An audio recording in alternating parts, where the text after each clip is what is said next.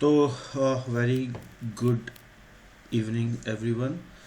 तो आज हम जानेंगे कुछ बीम के बारे में, जैसे कि बीम का कुछ वर्कफ्लो समझेंगे, जैसे क्या है बीम में, कौन कौन से सॉफ्टवेयर यूज़ होते हैं, बीम एक्चुअल में है क्या, तो हम जानेंगे। तो वीडियो को शुरू करने से पहले आप सभी लोग सब्सक्राइब कर लें और ध्यान से देखें। ये टॉपिक काफ़ी इम्पोर्टेंट है। बीम जो कोर्स करना चाहते हैं और जो उसमें इंटरेस्टेड हैं या जो भी कर रहे हैं, जो भी फ्रेशर्स हैं उनके लिए।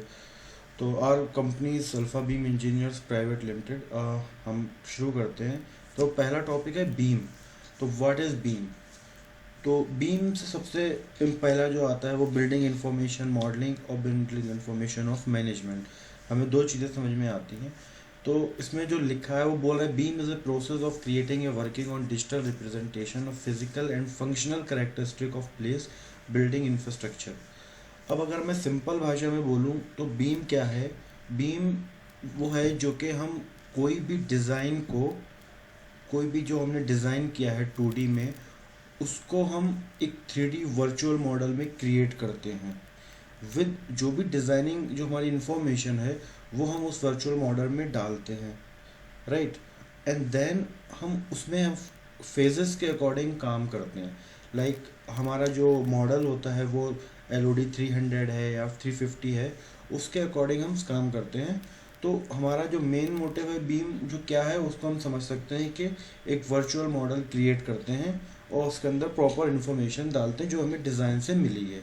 तो कॉमन सी लैंग्वेज में हम बीम समझ सकते हैं, और जो कि AEC professionals to plan the design construct and manage infrastructure project. Simple सी थिंग्स है, यहाँ पे वही चीज़ बोल रहा है। जो AC प्रोजेक्ट्स होते हैं, लाइक इंफ्रास्ट्रक्चर जो आता है, वो सारे प्रोजेक्ट्स जो होते हैं वो बीम के बेस पे वर्क करते हैं स्टेजेस में।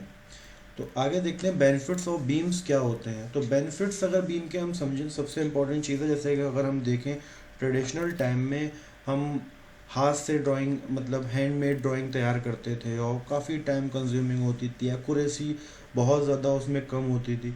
तो फिर उसके बाद फिर हम ऑटो कैड में काम करने लगे। ऑटो कैड में भी एक्यूरेसी थोड़ी इम्प्रूव हुई, लेकिन वो भी 2D कंस्ट्रक्शन होता था, वहाँ भी एरर्स होते थे, एक्यूरेसी नहीं होती थी, टाइम मैनेजमेंट नहीं था वहाँ पे, कॉस्ट का भी मैनेजमेंट नहीं था वहाँ पे। तो चीज़ें, उसके बाद हमारा ये बीम टेक्नोलॉजी, जहाँ पे अगर हम इसके बेनिफिट्स की बात करें तो हमारा सबसे इम्पोर्टेंट जो बेनिफिट्स है वो reduction in cost of construction. हम रिडक्शन करते हैं कॉस्ट ऑफ कंस्ट्रक्शन में, और कैसे करते हैं ये चीज़ हमें जानना है। अब जब हम चीज़ को प्रॉपर वे में तैयार करेंगे, लाइक हमने एक रूम्स के अंदर कितने सॉकेट लगना है, हम प्रॉपर वे में, और किस चीज़ में कितनी पावर के लगना है, तो हमारा एक्यूरेसी इसमें ज़्यादा होगी तो हमारी कॉस्ट कम होगी, right.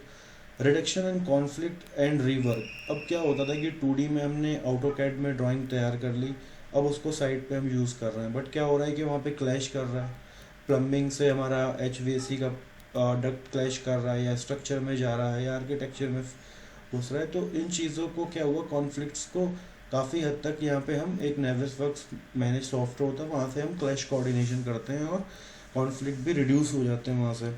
Increase in quality of project की क्वालिटी बहुत अच्छी होती है। ऑब्वियस है, जब सारी चीज़ें प्रॉपर होंगी, कॉस्ट अच्छा होगा, वहाँ पे हमारे कॉन्फ्लिक्ट्स नहीं होंगे, साइट पे हमारा टाइम वेस्ट नहीं होगा, प्रॉपर वे में कंस्ट्रक्शन होगा, तो ऑब्वियसली चीज़ है कि प्रोजेक्ट की क्वालिटी बहुत अच्छी होगी। Improve the predictability. तो प्रेडिक्टेबिलिटी भी ऑब्वियसली चीज़ें इम्प्रूव्ड होगी। Improved in review and approval process. अब अप्रूवल प्रोसेस भी इसमें ईजी हो जाता है। अब क्या होता था कि ऑटो कैड में बनाया, उसमें एरर आ गया, फिर वही सेम फाइल के ऊपर काम कर रहे हैं, फिर उसको अप्रूवल के लिए दे रहे हैं, काफ़ी टाइम कंज्यूमिंग चीज़ें थी उसके अंदर। अब रेविट में क्या हो जाता है कि काफ़ी सिंपल चीज़ें हो जाती हैं। हमने कोई भी मॉडल को तैयार किया और मॉडल में हमने शीट्स निकालना स्टार्ट कर दी, हमने अप्रूवल के लिए क्लाइंट को भेजी, उसने वहाँ कुछ मार्कअप्स हमें दिए कि ये चेंजेस करना है, हमने फट से चेंज किए, देन हमने दोबारा प्रिंट दे दिए। तो इस तरीके से अप्रूवल भी बहुत फास्ट हो जाता है, हमारी एक्यूरेसी इसमें फास्ट रहती है। तो बेनिफिट्स इसके काफ़ी अच्छे हैं। जब हम काम करते हैं एक्यूरेसी बहुत अच्छी है, कॉस्ट बहुत अच्छा बचता है यहाँ पे, और टाइम का भी यहाँ पे काफ़ी मैनेजमेंट होता है। फिर बात करते हैं बीम कोऑर्डिनेशन की। तो जो कॉन्फ्लिक्ट की बात थी कि कॉन्फ्लिक्ट क्या रिड्यूस हो रहे हैं, तो वो यहाँ पे आता है बीम कोऑर्डिनेशन में। बीम कोऑर्डिनेशन क्या है कि हम सर्विस टू सर्विस कोऑर्डिनेट करते हैं चीज़ों को। लाइक स्ट्रक्चर है, अब जैसे यहाँ पे साफ आपको दिख रहा है कि स्ट्रक्चर कॉलम में हमारा डक्ट जो है वो क्लैश कर रहा है, तो अब ये चीज़ें हम ऑटो कैड में करना बड़ा इम्पॉसिबल होता है, क्योंकि हमें वर्चुअली वहाँ पे दिख ही नहीं रहा है। हमारा डक्ट अगर एक स्ट्रक्चर कॉलम के ऊपर से जा रहा है तो इट मीन्स हमें उसको ऑफसेट देख के मानना पड़ता था कि ये ऊपर से ही जा रहा है या वो नीचे से जा रहा है। तो ये, लेकिन ये हम श्योर नहीं है कि वो क्लैश करेगा साइड पे। बट यहाँ पे क्या है कि हम वर्चुअली इस चीज़ों को, क्लैश को रिड्यूस करते हैं। हमारे पास एक्यूरेसी होती है, हमारे पास 1 mm तक की एक्यूरेसी, हम उस एक्यूरेसी के साथ यहाँ पे क्लैश कोऑर्डिनेशन करते हैं। कोऑर्डिनेशन हर एक सर्विस के साथ किया जाता है, electrical to mechanical, mechanical to structure, structure architecture, सभी के साथ हम क्लैश कोऑर्डिनेट करते हैं। और हमारा गोल क्या होता है? Goal of the process eliminate the major conflict of period in the installation. जब हमारा साइट पे इंस्टॉलेशन प्रोसेस होता है तो सारे कॉन्फ्लिक्ट्स हमारे वहाँ से एलिमिनेट हो चुके होते हैं। तो बीम कोऑर्डिनेशन में ये होता है, राइट। फिर आते हैं हम level 2D 3D model with no intelligence. Like अभी हमें एक घर दिख रहा है बना हुआ, एक सिंपल सा दिख रहा है, डोर विंडो, बट हमें इसके अंदर कोई भी इंफॉर्मेशन नहीं है। एक सिंपल सा ड्राइंग बना दिया है 3D में। तो इसका मतलब क्या है कि ये मॉडल तो दिख रहा है बट इसके अंदर कोई भी इंटेलिजेंट चीज़ नहीं है, कि हमें नहीं पता है कि इसका साइज़ क्या है, इसमें कलर क्या है, इसका मटेरियल क्या है, कोई भी चीज़ हमें यहाँ पे प्रॉपर वे में क्लियर नहीं है। तो ये हो गया हमारा 3D model but with no intelligence, right. फिर आता है intelligent model but no central model. अब क्या है कि यहाँ पे इंटेलिजेंट मॉडल तो है ही है, अब आपको दिख रहा होगा यहाँ पे विंडोज़ लगी हैं, सभी चीज़ें हैं और इंटेलिजेंट मॉडल भी है, लाइक सारी इसकी इंफॉर्मेशन प्रॉपर है। बट यहाँ पे बोल रहे हैं no central model, central model नहीं है ये। ओके, तो इंटेलिजेंट मॉडल तो समझो कि हर एक प्रॉपर जो रूम्स के अंदर चीज़ें लगी हैं और वो प्रॉपर इंफॉर्मेशन के साथ यहाँ पे हैं, तो वो इंटेलिजेंट मॉडल है, क्योंकि प्रॉपर इन्फॉर्मेशन विद डिटेलिंग है। अगर हम उसका शीट्स निकालते हैं तो प्रॉपर डिटेलिंग के साथ हम उसको शीट्स को तैयार कर सकते हैं, राइट। नो सेंट्रल मॉडल क्या है? सेंट्रल मॉडल वो होता है जिससे कि हम एट वन टाइम हम मल्टीपल लोग काम कर सकते हैं। एक ही ड्राइंग के ऊपर, एक ही मॉडल के ऊपर मल्टीपल लोग काम कर सकते हैं, वो भी रेविट के ऊपर। तो उसे हम सेंट्रल मॉडल बोलते हैं। वो सिंपल सा एक है, वो फाइल जो भी फाइल पे हम फाइल पे काम कर रहे होते हैं उस फाइल को हम सेंट्रल मॉडल बना सकते हैं। आगे देखते हैं intelligent model with central model. Intelligent model like वही चीज़ है कि हम कोई भी जब मॉडल पे LOD 350 पे काम कर रहे हैं तो वो इंटेलिजेंट मॉडल, हम इंफॉर्मेशन भी प्रॉपर उसमें ऐड कर रहे हैं और साथ साथ वो सेंट्रल मॉडल भी है, मल्टीपल लोग एक वन टाइम में काम कर रहे हैं। Like architecture eight the same time पे काम कर रहे हैं, स्ट्रक्चर वाले भी काम कर रहे हैं और mechanical, electrical, all are working at the same time in the central model. तो एक ही फाइल पे मल्टीपल लोग काम कर सकते हैं। बीम एग्जीक्यूशन प्लान क्या होता है? बीम BEP जिसे बोलते हैं। बीम एग्जीक्यूशन प्लान होता है कि हम प्रोजेक्ट्स हमारा स्टार्ट होने से पहले कुछ प्लान्स होते हैं कि कैसे हमें उस चीज़ों के अकॉर्डिंग हमें कोऑर्डिनेट करना है। लाइक हमारे पास यहाँ पे प्रॉपर इन्फॉर्मेशन होती है, गोल्स होते हैं कुछ हमारे, कि लाइक हमें कौन सी फैमिलीज़ यूज़ करना है उसके अंदर, और हमारे फैमिलीज़ में क्या इन्फॉर्मेशन रिक्वायर्ड है, 300 की है, जेनरिक फैमिली है या कैसी फैमिली है। डिज़ाइन प्रोजेक्ट एग्जीक्यूशन प्रोसेस का डिज़ाइन हमें देखना रहता है। Project which include task support by the beam showing information exchange between the process. तो ये सारी जो BEP प्लान होता है ये बिफोर स्टार्टिंग द प्रोजेक्ट होता है। हम जब स्टार्ट कर रहा होता है तो हमें BEP प्रोसेस पूरा पता होना चाहिए कि हमारी क्या रिक्वायरमेंट है प्रोजेक्ट में, क्या हमारी क्लाइंट की रिक्वायरमेंट है, उसके अकॉर्डिंग ही हम मूव करते हैं प्रोजेक्ट पे। तो BEP एक तरीके से हम बोल सकते हैं वो डॉक्यूमेंट्स जो कि हमें प्रोजेक्ट को डिलीवर करने में और स्टार्ट करने में हेल्पफुल होता है, राइट। फिर हम बात करते हैं यहाँ पे 3D 4D 5D 6D 7D and ND dimensions के बारे में। तो डायमेंशंस यहाँ पे क्या रिप्रेजेंट करता है? 3D आप सभी जानते हैं, 3D एक वर्चुअल मॉडल है जो को हम देख सकते हैं 3D में कोई भी चीज़ को, राइट। तो इसमें बताने का ऐसा कुछ है नहीं। फिर आता है 4D के बारे में। 4D जो बीम के अंदर काम करता है वो टाइम मैनेजमेंट के ऊपर काम करता है, टाइम के ऊपर। तो वो जो हमने मॉडल को क्रिएट किया कि वो कंस्ट्रक्शन साइट पे जाने के बाद वो कितना टाइम लेने वाला है, किन स्टेजेस में काम होने वाला है, तो उसको हम 4D से हम यूज़ करते हैं। 4D हम मोस्टली क्या होता है कि सिमुलेशन करते हैं, वो नेविस वर्क मैनेज के अंदर किया जाता है, राइट। तो 4D यहाँ पे डिफाइन करता है time management of project.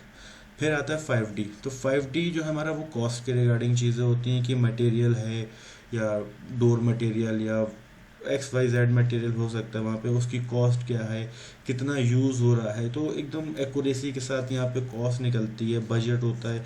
Analyse हम करते हैं कि एक वॉल अगर हम क्रिएट कर रहे हैं तो उसके अंदर कितना अ, हमारे वहाँ पे ब्रिक्स लगेंगी और कितना हमारा वहाँ पे कॉस्ट ऑफ लेबर जाएगा, तो वो सारी चीज़ें हम यहाँ पे 5D के अंदर कर सकते हैं।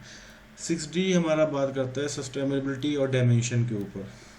सस्टेनेबिलिटी ऑफ एनर्जी कंजम्पशन के ऊपर रिलेटेड चीज़ें होती हैं, इन्वायरमेंटल की चीज़ें होती हैं यहाँ पे, ग्रीन हाउस इफेक्ट्स और ये सारे जो हमारे रिस्क फैक्टर्स होते हैं यहाँ पे, जो लाइक हमारा आज के सिनेरियो में देखा जाए तो जो ग्लोबल वार्मिंग का काफ़ी इफेक्ट है, होता है, चीज़ें हैं, वेदर चेंज हो रहा है, तो उसके रिगार्डिंग सारे रिस्क फैक्टर को हम यहाँ पे 6D में चेक करते हैं, राइट। फिर आगे देखते हैं 7D। तो 7D जो होता है वो मेंटेनेंस एंड डायमेंशन होता है। मेंटेनेंस बोले तो जो भी हमने मॉडल तैयार किया, अब 7D में क्या रहेगा कि मेंटेनेंस के रिगार्डिंग सारी चीज़ें वो हमारा 7D में हम काम करते हैं। लाइक कोई भी अगर हमने एक फैमिली यूज़ की है, लाइक स्विच बोर्ड यूज़ किया है या हमने कोई पंप यूज़ किया है, तो हमारे पास उसकी प्रॉपर इन्फॉर्मेशन होना चाहिए कि वो पंप की कितना हॉर्स पावर का है, उसका साइज़ क्या है, उसमें कौन सा क्या मटेरियल यूज़ हुआ है या कौन सा उसमें मोटर यूज़ हुआ है। तो ये सारी इन्फॉर्मेशन जो होती है वो 7D के थ्रू हम सेव रखते हैं, ताकि इन केस अगर वहाँ पे ब्रेक डाउन होता है तो हम ईज़िली वहाँ पे मेंटेनेंस कर सकें, हेल्पफुल होता है हमारा। और 8D जो होता है वो हमारा सेफ्टी डायमेंशन होता है। सेफ्टी इनके आप जानते हैं, fire safety, other different different types of safeties are there in the like the when you are working on the project at the site, so वहाँ पे फायर एंड सेफ्टी भी होता है। तो यही सेफ्टी डायमेंशन जो है वो बिल्डिंग के अंदर भी आता है, क्रिटिकल हजार्डस गैसेज हैं या किस टाइप्स का हम वहाँ पे यूज़ कर रहे हैं, मशीन्स यूज़ कर रहे हैं, कौन सा एरिया कितना क्रिटिकल है, तो ये सारी चीज़ें हम डायमेंशंस में डिफाइन करते हैं, राइट। ओके, तो ये भी 3D है। फिर बात करते हैं बीम की। बीम टूल्स, ऑथरिंग टूल्स और नॉन ऑथरिंग टूल्स क्या क्या होते हैं उनके बारे में जानते हैं। तो बीम ऑथरिंग टूल्स क्या होते हैं? BIM authoring tools are tools that create the actual model in the common user. These tools are the assignable 2D 3D conversion teams and subcontractor tool they using the design and phase until the construction of document like, तो वो model जिसमें हम 2D 3D में काम कर रहे हैं, like authoring tool, rabbit हम बोल सकते हैं। तो ये जो टूल्स हैं वो बीम ऑथरिंग टूल्स हम उनको कहते हैं। तो ऑथरिंग टूल्स और अनऑथरिंग टूल्स जो होते हैं वो बहुत सारे बीम के सॉफ्टवेयर्स हैं, विसवर्क है, टेक्ला है, स्ट्रक्चर में स्ट्रक्ट प्रो है, सो सब ये बीम के सॉफ्टवेयर्स होते हैं। हम बात करेंगे अब LOD 100 की। तो LOD 100 क्या होता था? बिल्डिंग, सपोज आपको यहाँ पे बहुत सारे मॉडल दिख रहे हैं नीचे में, तो LOD आपको 100 में साफ प्रॉपर पता चल रहा है कि एक ग्राफिकल रिप्रेजेंटेशन तो है बट विदाउट इंफॉर्मेशन के साथ है, द शेप कुछ नहीं है। लाइक ये वो है, सपोज के लाइंस के अकॉर्डिंग इसको ड्रॉ किया गया हुआ, इसका कोई शेप, कोई इंफॉर्मेशन लेस है बिल्कुल ही, राइट। फिर LOD 200 में क्या होता है कि मॉडल तो हमने क्रिएट किया 2D में, ग्राफिकल रिप्रेजेंटेशन प्रॉपर वे में कर दिया, बट वो 2D में दिखाई दे रहा है, राइट। तो उसमें कुछ चीज़ें एडेंस हमने कर दी हैं, हमें रूफ दिख रही है, हमें वहाँ पे वॉल्स दिख रही हैं प्रॉपर वे में। फिर अगर हम आगे देखें इसके अंदर तो हमें दिखेगा LOD 300। LOD 300 में हमारी प्रॉपर इन्फॉर्मेशन होती है। प्रॉपर इन्फॉर्मेशन हमारे मतलब कि material, door, walls, bricks, roof, क्या मतलब ऑल दिस जो भी वहाँ पे यूज़ हो रही हैं वहाँ पे सबकी प्रॉपर इन्फॉर्मेशन हमारे पास रहती है।